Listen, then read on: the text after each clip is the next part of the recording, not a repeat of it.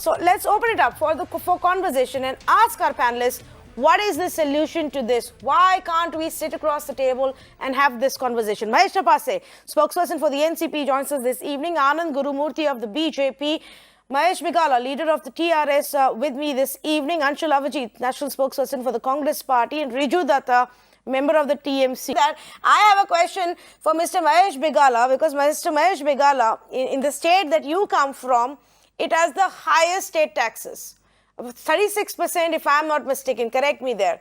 But don't you think that when prices are touching 100 rupees, the states also have some responsibility? Tanvi, I like your idea, but basically it's the central government should take the initiative. It's not about the Telangana state or Maharashtra or BJP ruled or Congress ruled. It should be the government of India should take the initiative, sit across with all the state government chief ministers or even all party meeting. They should convene and discuss about the term. It's not a short-term solution. They should look at the permanent solution. The prices went up by 10% in the last couple of months. So that's what we are debating today, that the inflation is going up, the prices are going up. But back to a couple of months back, it was only even 85 to 90 rupees. Still, that's too high compared with even any of the developed countries or even the third world countries. You look at even America, Australia, or Singapore, or go back to compare Pakistan and Bangladesh. Pakistan price is 50% cheaper than Indian oil prices, and even the Bangladesh is cheaper than Indian prices. So why?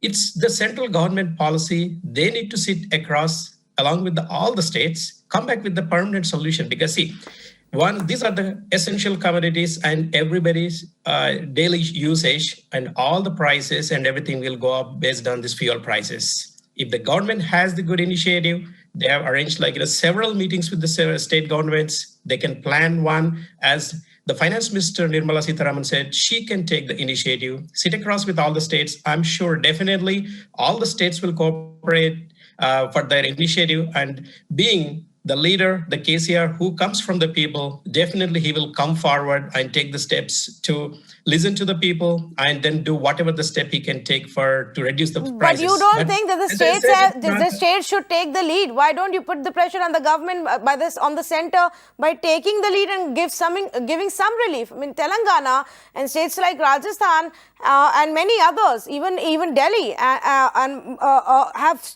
taxes above 30% on fuel. I understand, Tanvi. See, this is not a short-term solution. As I said, even if they do that, cut the temporary taxes or anything, there needs to be a comprehensive solution addressed on all the fuel regulations and all the fuel pricing. It is not about just that, because the prices went up. We should be just discussing. This should be a national debate. It should come from the people, like the way what we are discussing about the farmers' bills and all that. This is equally that important. And the central government, it is that because it's not about individual state. It's the central government. They should take initiative, and all the states should come forward and cooperate. A solution for that, both of them should cut the taxes. Yes, well, a solution for that would be to bring fuel under GST, but states don't want to do that, because then you give away that one power that you have, which is GST of petrol and diesel, of course, apart from alcohol, and which is why you refuse to even have that conversation. That's been a report card of our performance. I'll get both of you for that one. But Mr. Begala, let's get back to this point. Anand Gurumurthy is saying, what are the states complaining about? You have your own VAT that you put on it. You have your own cess that you put on it. Then you get a share of the excise collections that the center is also getting. So why are you complaining? Take the onus of reducing the prices. Tanvi, as I said, this debate has become more of a political than we're talking about the fuel prices today. And to respond to the Gurumurthy, basically, as I said even earlier also, the central government should take the initiative. Like in each and every state, they take their own steps. We are in the federal system. It's a federal government who has to take the initiative. It's not about, because the fuel is not a commodity what is produced in their respective states. It is like most of the fuel, like the crude oil, we are depending on the importing, and that's a central government subject. And when it comes to the central government, when it comes to all the state taxes or even the federal taxes, that's what I said, the central government should convene the meeting with all the chief ministers and discuss about the policy, and there should be certain regulations, how much each state can charge their level of taxes and how much central government can charge. See, as I said, we are talking about this just for the 10% increase, but the solution should be the permanent comprehensive solution, because even if they reduce the 10%, even if they reduce by 5 rupees, that's still we are paying much higher than what we are supposed to be. So you're absolutely right. To that point, in fact, we've had just in the last conversation, the last debate we had. Tell you what is happening, and Mr. Mahesh Begala, correct me if I'm wrong. Let's keep the conversations about what can be done or what cannot be done aside. But from what the sense I'm getting is, every political party comes on TV shows and debates and says we are ready to bring in and we want to bring in fuel under GST. The fact of the matter is, now it's been over a couple of years since the same oil minister has been talking about it. His party is talking, all opposition parties are talking, but it's not taking place. Doesn't this smell of hypocrisy?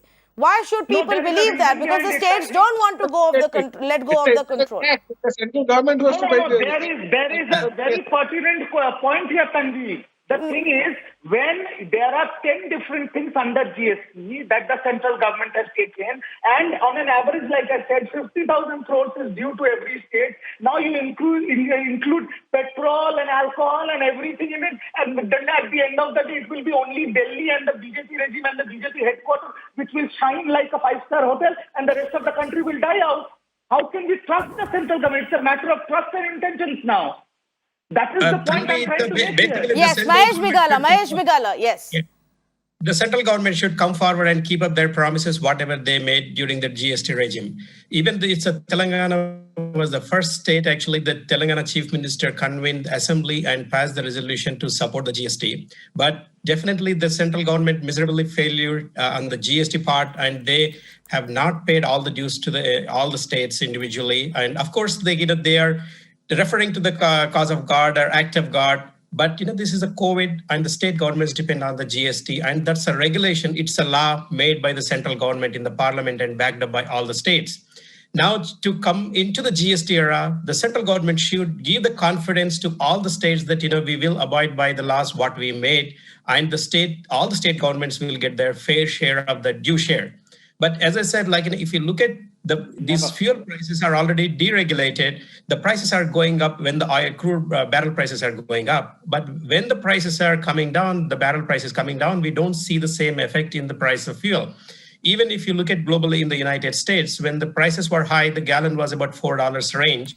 When the prices of barrel came down to $40, the prices was only $2 a barrel. We saw almost 50% the decrease in the price, but the same thing that we don't see that in India. Yeah. It's the taxes, they say that they're deregulated, but the prices go up, but they don't come down in the same way. So we need to really address the root cause of the problem. And there are certain corporates maybe encouraging in a different way, because as I said, I didn't want to get into the politics of it, but basically we should look at it, because this is an essential commodity, and the Indian inflation, or every farmer or every household, their livelihood depends on the fuel prices. So the central government should think about in the long term. Just don't think about the short term.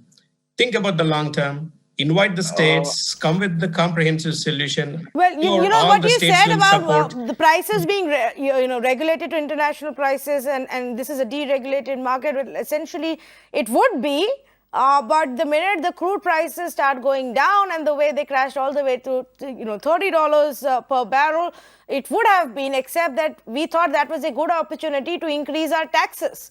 And the minute the taxes went up, we didn't get any relief. So for the common man, there's no relief, whether it's $30 or $120 per barrel, irrespective of what's happening in the international market. But again, a very important point that some of you raised, and I want to highlight this because this will come back and haunt all governments, state or center, especially the center, because people do link the fuel prices to a central government policy in our country. CPI inflation, excluding food and fuel, remained elevated at 5.5% in December. That one. But Mr. Get both of you for that one. But Mr.